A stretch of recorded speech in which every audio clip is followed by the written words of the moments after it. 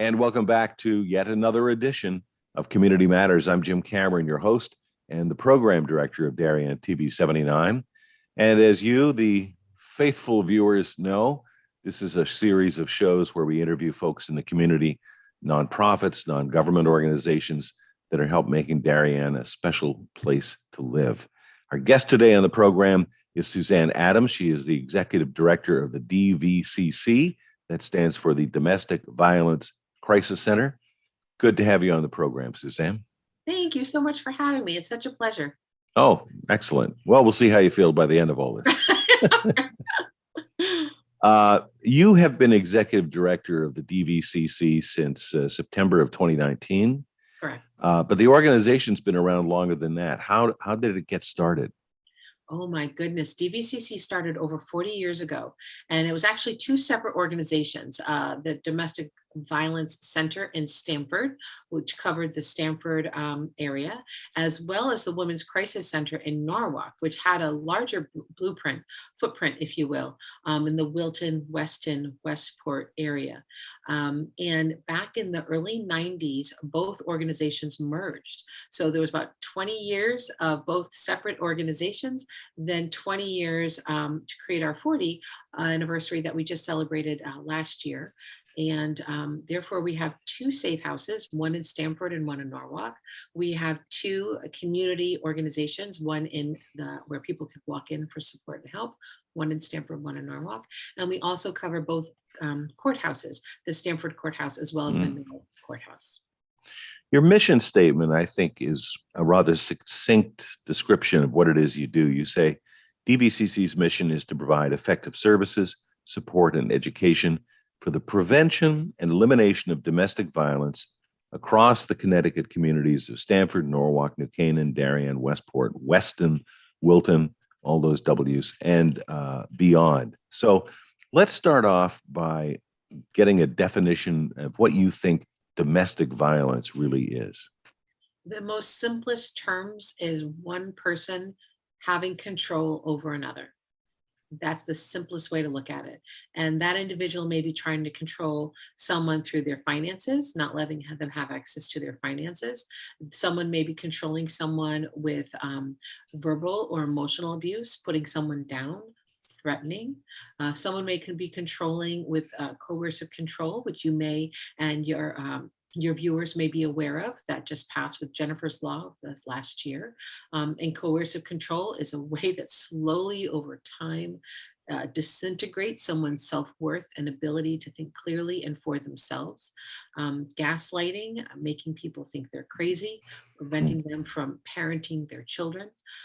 It can be as blatant, as obvious as what people think is that physical abuse, the black and blue, the bruises, the threatening. People very often threaten individuals with using, it could be simple as car. You're driving really, really fast on the highway, and right before you take an exit in a quick turn, you hit the seatbelt of an individual. So they all of a sudden feel unsafe in this car where someone is controlling. Anyway, so it's not just what I'm trying to point out. It's not just black and blue. It's not just bruises. It's destroying property. It's hurting or threatening pets. It's preventing people from living to their fullest potential in the sense of demeaning their parenting skills, telling them they're not a good enough parent, the pizza wasn't hot enough. I had a bad day at work. It's all of your fault. Abusive partners use control, which may be to scare someone, to demean someone's worth, to control their finances in order to maintain that control over the relationship and by virtue that other person's life. So it shows a variety of different ways. It's not one size fits all, and it's unique for each individual, which then therefore impacts the safety needs and the life implications for each individual. And that's what Dvcc does. We are able to create services on a case-by-case basis to create a safe solution, a safe life for those who need support. So you would also include elder abuse in that? as well too? Absolutely. So Domestic Violence Crisis Center, we cover everything from child abuse, where a child may be emotionally or physically neglected or physically or emotionally harmed. We cover everything from you have an abusive relationship where you are roommates, where there are two people living together in the same home. The umbrella term is domestic violence, and that covers intimate partner relationships where I'm married to someone or dating someone. That also covers child abuse, and that also covers any relationship that you may have living in the same dwelling, which sometimes may be an adult child living with their adult parents and they're witnessing their parents abusing or parent abusing an adult elderly parent. That may also be adult children abusing their adult parents. We really are able to support individuals any way that physical, emotional, verbal violence, etc., is impacting their life. No matter what your race, your ethnicity, no matter where you live, we are here to help. Are parents that spank their children engaged in domestic violence? Oh my goodness, what a question. Well, it depends on how they're spanking their child. And that is not just a philosophical question of whether you're a spanker or not a spanker.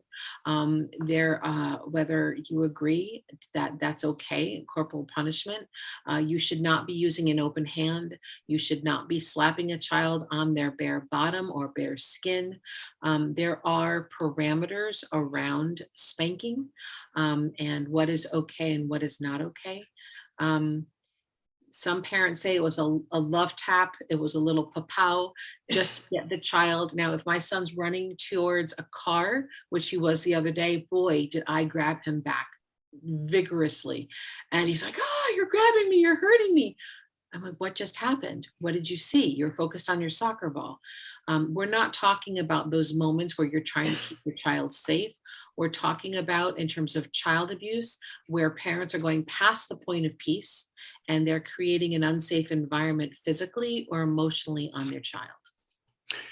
So, how does this kind of violence, either physical or emotional, begin in a relationship? What are the first signs that people should look for if they think their Jealousy. spouse is being Yeah. potentially abusive? And I'm so glad you asked that question because very often people are like, oh, why did they stay or why are they in that relationship? People don't fall in love or start relationships with monsters or people who threaten their lives. It's something happens over time. It's this tiny little insidious pieces of the puzzle that slowly fall into place where you no longer have that ability to act on your own. So it starts at the beginning with jealousy, very often with teens. And that's why so often it's important that we start with prevention and education. Teens think jealousy is a sign of love. It's not. It's actually the first red flag of possessiveness, of controlling. It's not cute. It's not sweet. It can start with something as simple as, let's go out tonight. We see your family every weekend. How about we just spend time alone this weekend? And that's totally normal and totally okay. But if that starts happening over and over again, or you rather be with your family, or your friends instead of me, and slowly starting to isolate an individual from their support system, from their friends, from their family. Another simple tactic is you're going out and you get a look, oh, you're wearing that? Oh, do I not look okay? Oh, you look fine. Those subtleties slowly over time impact someone's sense of self-worth. Very often when you're in a relationship, whether you're married or you're living together, let's pool our money together, have a joint bank account. Totally normal. A number of people do it. However, when I no longer have say of where that money is, where that money goes, taking money out at any time, being able to make autonomous decisions on that money, that's another red flag that may be happening. Another decision that people very often make is someone stays home and someone goes to work. And it's totally fine that someone chooses to stay at home, taking care of family, taking care of friends, working on philanthropy. It's a brilliant and beautiful thing. However, when someone doesn't have a choice about whether they are or are not working, or whether or not they can and cannot go back to school, whether or not they can sign the child up for a certain summer camp, or deciding what car they drive, over time taking the decisions away from someone and the day-to-day control of your own life. It's subtle over a period of sometimes months or a period of years. And then all of a sudden, 6 months later, sometimes over the honeymoon, I've been doing this work for over 20 years, and I can't tell you how many people, as soon as we moved in together or over the honeymoon, once there's a significant change in the relationship, the control becomes from emotional to physical, or from emotional to verbal, or access to money, no longer having access to money. So again, it's different with everybody. And the method, the point is to have control over someone's life. And my dad, when I was a child, my family, I was the kid. If someone looked at me wrong, I'd be like, oh, I was like, I knew I was in trouble. My other brothers needed a timeout, or they needed to lose the Atari back in the day, which is now PlayStation and Fortnite and all those things.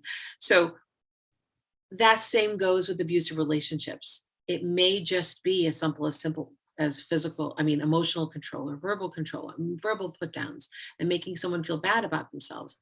But when someone attempts or tries to leave, that's when it changes.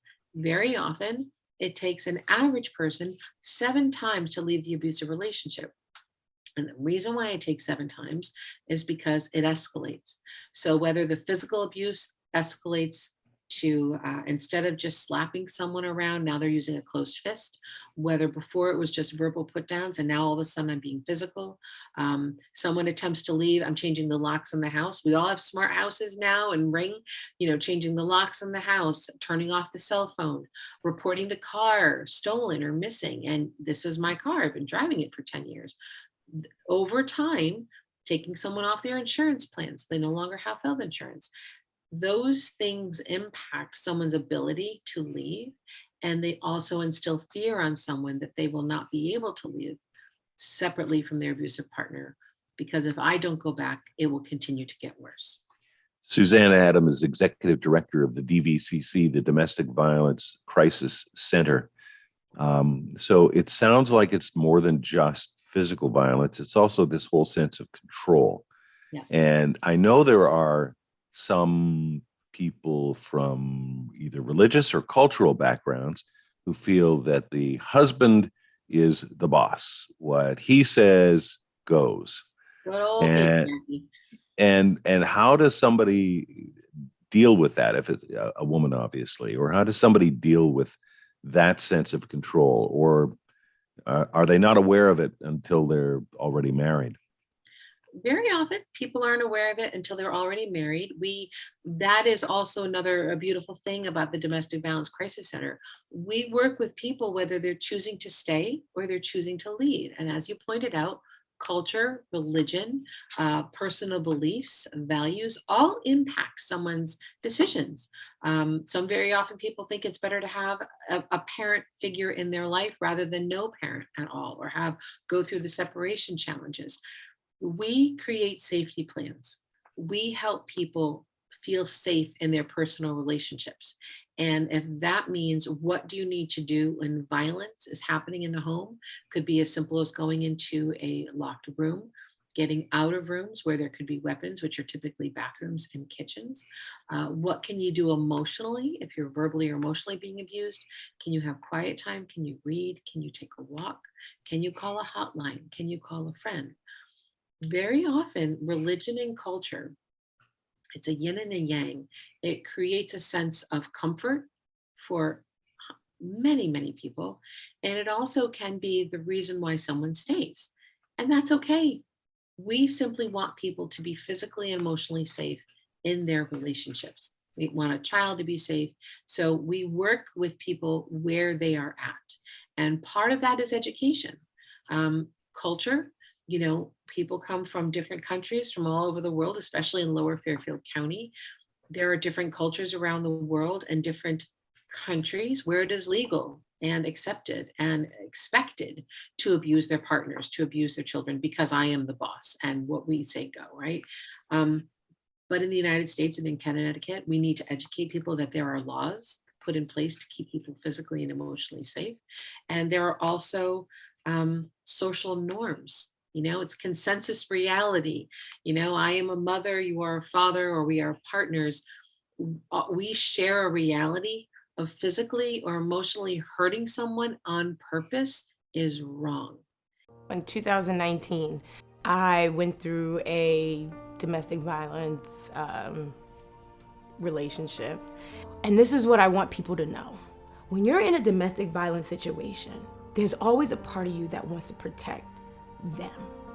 And you don't really rationalize everything because all of a sudden your life flashes in front of you. And, I felt powerless for the first time because I wanted to get out, but I couldn't. And we educate victims and families and children about the difference between what is not their fault, what they can do to be safe, and the dynamics of domestic violence. And very often, once people understand that, they're able to create a different sense of peace and safety, and sometimes make those decisions where they may have to change something in their life to stay safe. And what role do alcohol and drugs play in all of this? It totally exacerbates it. It can make it very challenging. One aspect is you have individuals, I'm sure we've all experienced this back in the college days. You've got your friends who get very weepy when they drink or get high, and friends who get very excitable, and some people get really, really angry. Um, Substance abuse, whether it's drugs or alcohol, does not create an abusive person who wants to control another human being. What it does is creates an unsafe environment and may exacerbate an already controlling behavior, or may create an unsafe environment for individuals because someone is drunk and acting outside of their norm. So we are here to help individuals, whether they're having that additional challenge. Some people call it a dual diagnosis when you're dealing with substance abuse and alcohol, as well as mental health, or whether or not there's a domestic violence issue. There's also substance abuse and mental health issue. It's a Venn diagram. It all overlaps, and it can complicate or exacerbate someone's life and experience living with an abusive partner. It correlates to making life more difficult, but we work with the individuals. Our court system, if someone has an alcohol or substance abuse problem and they were arrested, what's wonderful about court is that people can be mandated into programs, substance abuse program, anger management programs. And that very often a victim really would like that. They don't want to, very often, they don't want the relationship to end because they love their partners, their spouses, their friends. They fell in love with someone. They simply want the abuse to end. And that's what we're here for, to help people live safer lives. So, what should somebody do if they are feeling a victim of domestic violence? If their spouse has hit them or they're feeling controlled? Often in a violent situation, I guess the first instinct is to call the police. Right. And as you point out at your website, domestic violence calls are some of the most dangerous that police have to answer. Should they call the police? Should they, just leave the house for a few hours, come back? What should they do? So I hesitate to give any shoulds because each person has a unique circumstance. And victims of domestic violence are constantly negotiating what they should do, because one action can create a domino effect, a cascade of events that may have negative or positive unintended consequences. The Darien police are incredible, and you all are very, very lucky to have such a wonderful police force locally who are aware, who are educated, and who are partners and wanting to keep not only your community safe, but each individual in their homes safe. However, having said that, people are very often afraid of calling the police because they don't know what's going to happen once the police are called. And also, when a police call is made. It can exacerbate between the time that the police get there and the time that the call was made. And that is a safety negotiation that people know. One of the tenets of our work is trauma-informed services and victim-informed services. I know my relationships and you know your relationships more intimately than anyone coming in to give you advice or counsel. So it's really important for people to trust their gut. And if they don't feel it's safe to call 911, is it safe to get outside? Is it safe to go to a neighbor's house? Is it safe to pick up a cell phone and pretend it's your mother or their mother and say, oh, hi, you want to talk to Joe? What can you do in the moment to diffuse or de-escalate? And if you can't diffuse and de-escalate, what can you do to be safe? And sometimes it comes down to going into a locked room. Sometimes we're safety planning with children. What do children know to do when an argument, and I put arguments in air quotes because it's not an argument. Children look at it and see it as two parents are fighting or disagreeing, but one person may be defending themselves or trying to placate or make things happier or easier for everyone.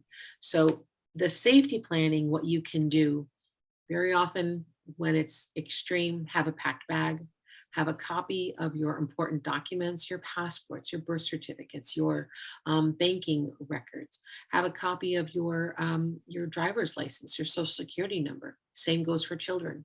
Have a packed bag with an extra set of clothes with the favorite, when my son went to preschool for the first time, we had to have his stuffed monkey so he could go to sleep. So we had one at home, we had one at preschool. But for children, very often who come into our safe house, they're losing their backpacks.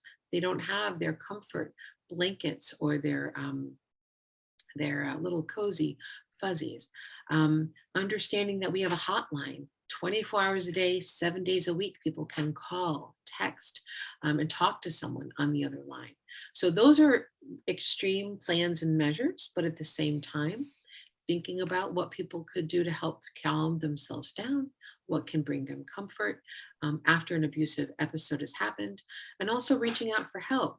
Because in reaching out for help, people understand whether it's verbal and emotional put downs, you're not having access to your money, or it's as bad as physical abuse. And I shouldn't have said as bad as, because very often people say that the verbal emotional abuse stays with you for a lifetime. It stays with you and it really gets to the core of who you are. And the physical bruises or broken bones, they heal. My mom actually left 7 times before she left for good. And it was every time we would leave, it would be, I'm better now. I've gone to AA. We can do counseling. We could do this. It's better. You can come back. And it finally got too bad. And we hit a really, dangerous breaking point that my mom took me and was like, we have to get out of this. For her, it was 100% life or death. If, police in town, people called her and were just like, that if you go back, he's going to kill you. And everyone's experience is different and safety plans are unique.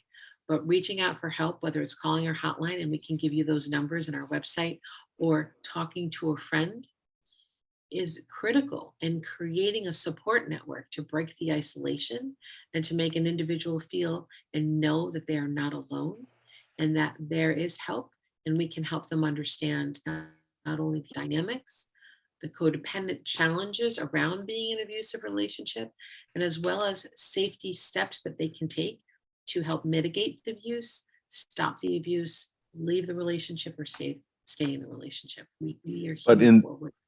In the moment of potential violence, if a spouse has a gun, and you can call the police, and the police in that situation can confiscate that weapon temporarily, right? Absolutely.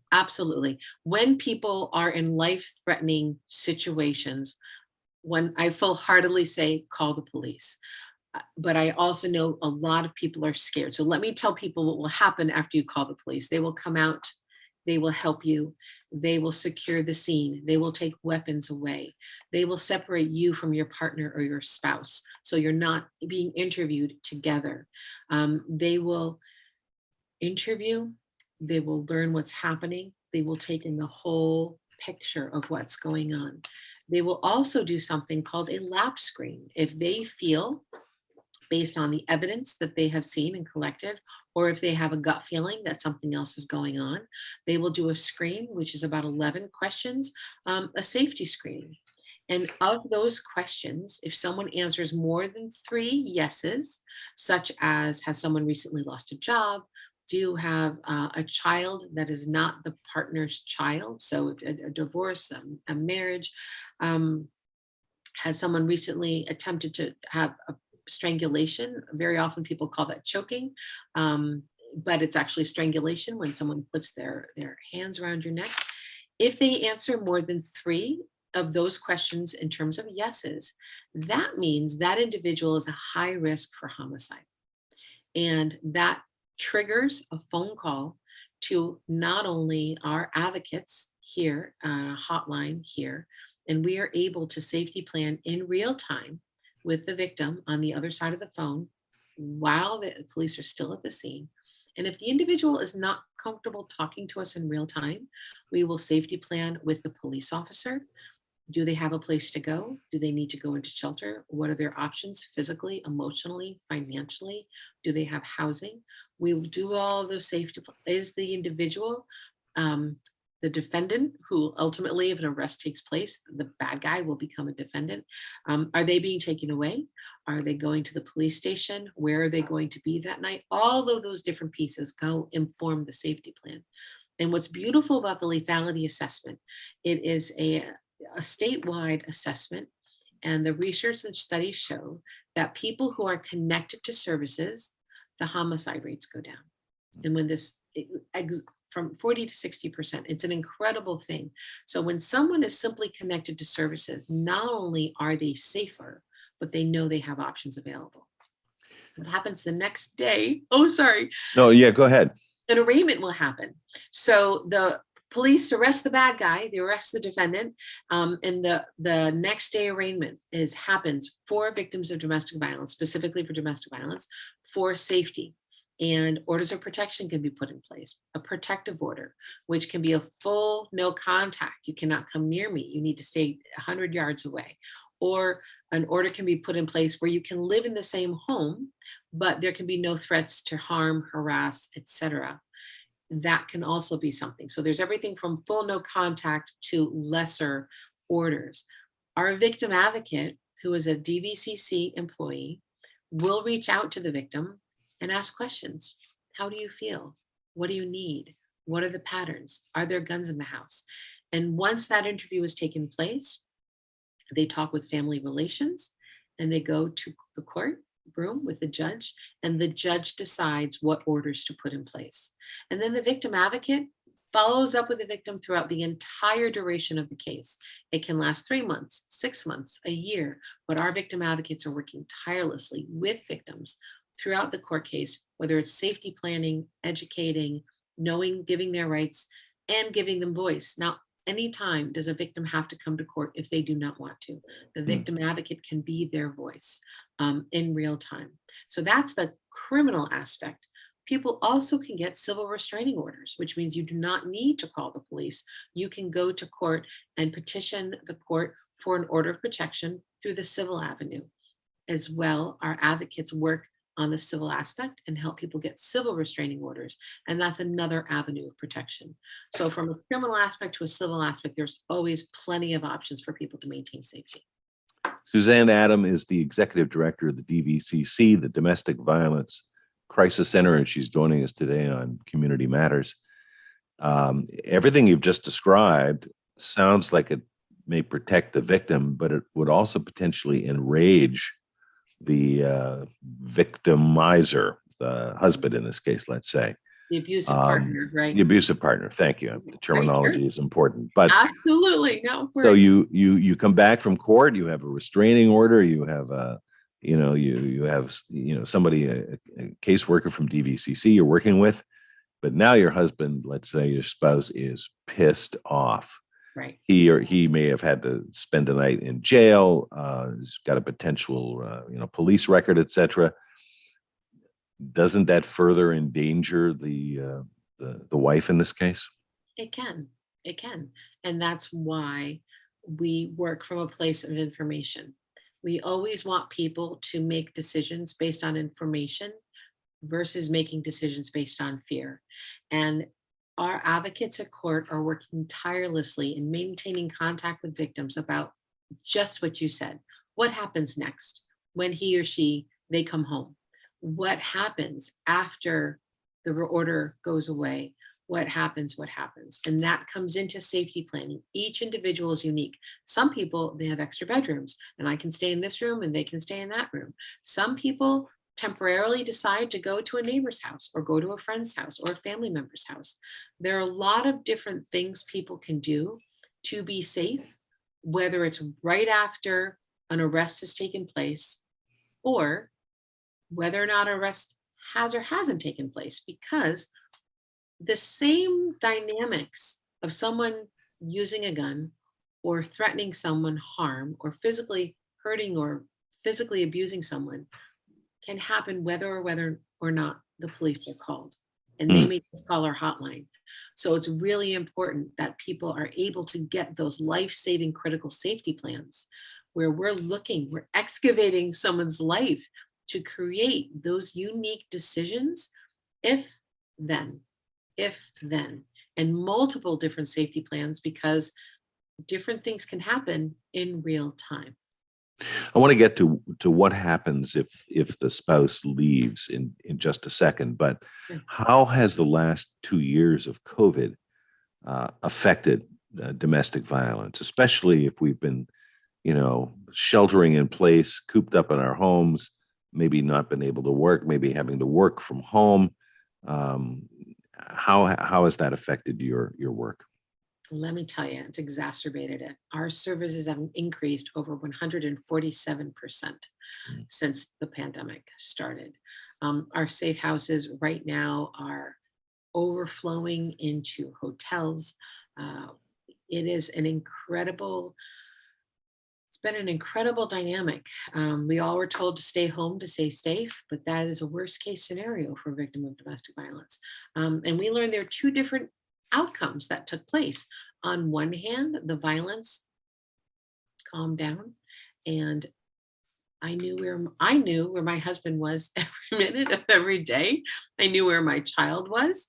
And with an abusive partner who needs control, being in the same environment all the time, you're not socializing, you're not going to work, that kind of appeased. But the little nuances of just regular complaining may have increased, and regular criticizing may have increased. Other individuals being together 24/7 was untenable. And the physical, the emotional, the psychological, the financial control was incredibly exacerbated. And it's very difficult living with someone 24 hours a day, 7 days a week, whose mission is to control your entire being, your ability to parent. And every micro movement is under a microscope. So our services have been needed more now than they ever have been. And we're still supporting. Our services probably will forever be changed because we incorporated right off the bat, everyone went remote, right? So we incorporated telehealth like we're doing today, Zoom. That's a beautiful thing for many victims because they don't have the transportation, they don't have the time in their schedule, and also they need our services to be confidential in their life. All of our services are free. I think that's really important to know. All of our services are not only free, but per general statute, meaning the law, all of our services are confidential and we are held as privileged.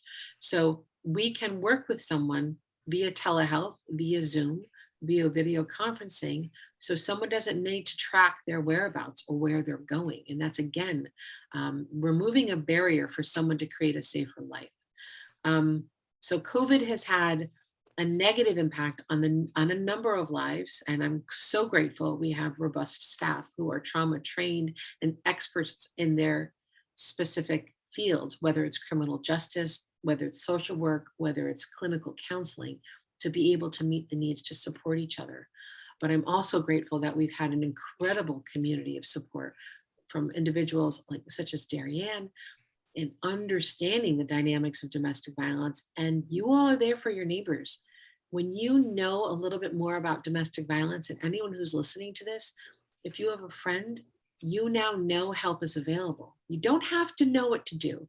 You don't have to know what to say. You can simply be, I'm so sorry that's happening to you. I'm worried. I'm scared for you. Did you know help is available? And that's it.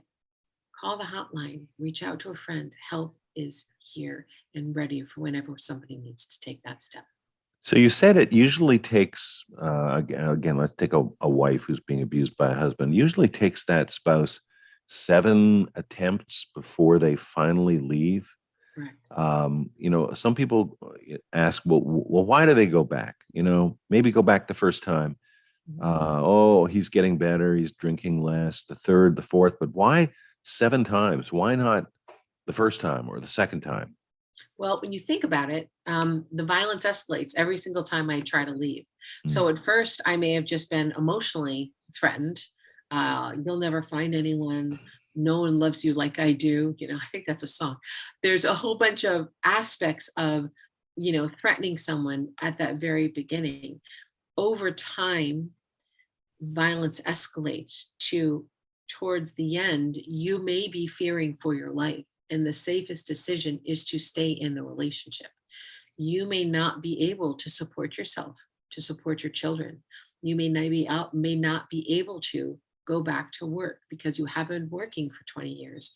And your sense of self has been so withered away that you don't feel you can go back to school, because I stopped going back to school my senior year in college because he graduated from law school and he made partner right. You're making decisions in life, the best decision you can at the moment you're making it. And over time, people are further separated from their life, their isolation from friends, from family. So after that 7th attempt, you may be so broken down, you don't see any other option other than staying. You may not see that you're worth more than what you're having or receiving. You may feel also you deserve, because with domestic violence, very often people are brainwashed that they're bad.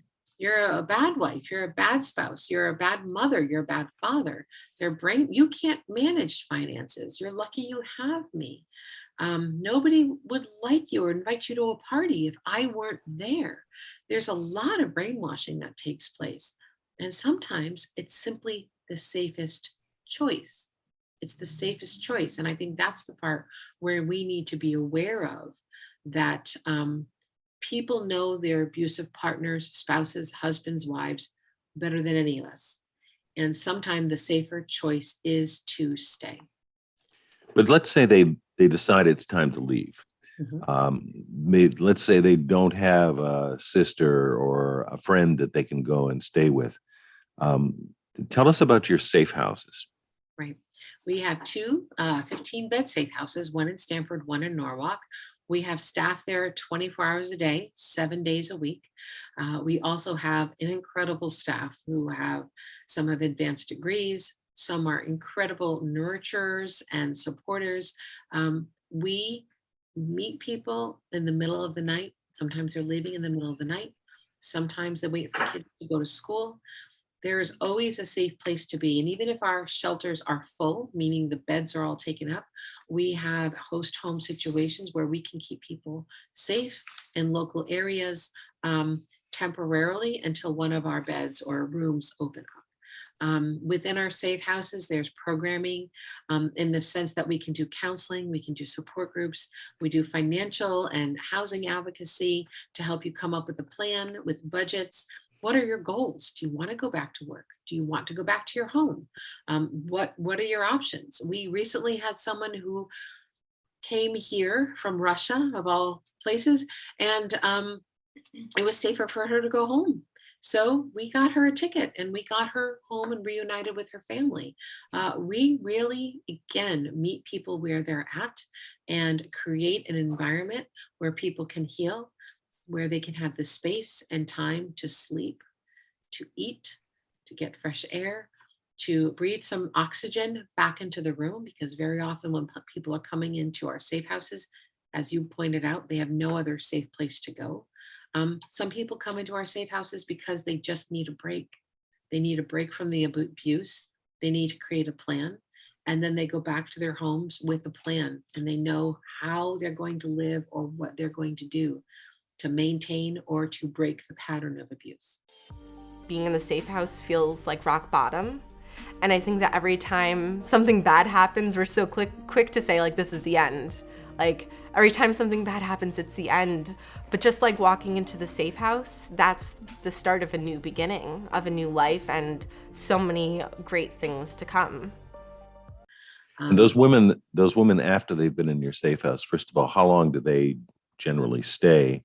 And what's the success rate after they have had this breather from abuse?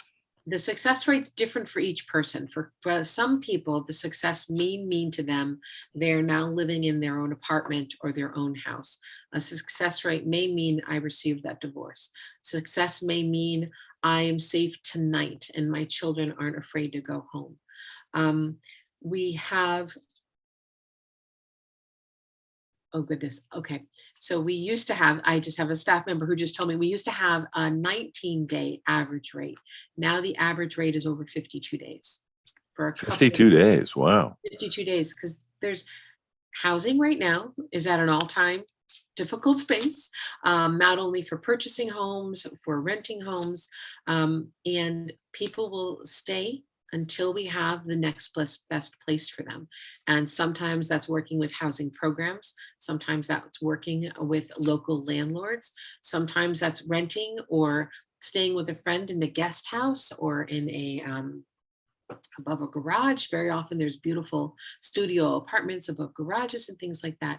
Success means different things for different people because everyone comes in, and once they've taken a breather, we ask them what their goals are. And then we work towards meeting those goals throughout the duration of their stay.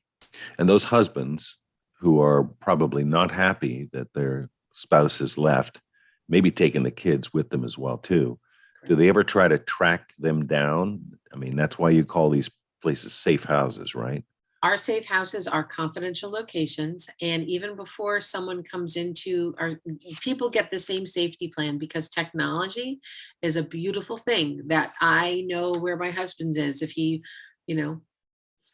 gets a flat tire and I need to find him on 95, I can app him and figure out where he is. And that's for a backup safety plan within our own family. Very often people are using all those tools to be able to track, to stalk, and to find and to impact someone's life negatively, lock people out of their cell phones, their iPads. I can't get my resume on my phone, on my computer. What we also do, that's also an aspect of safety planning.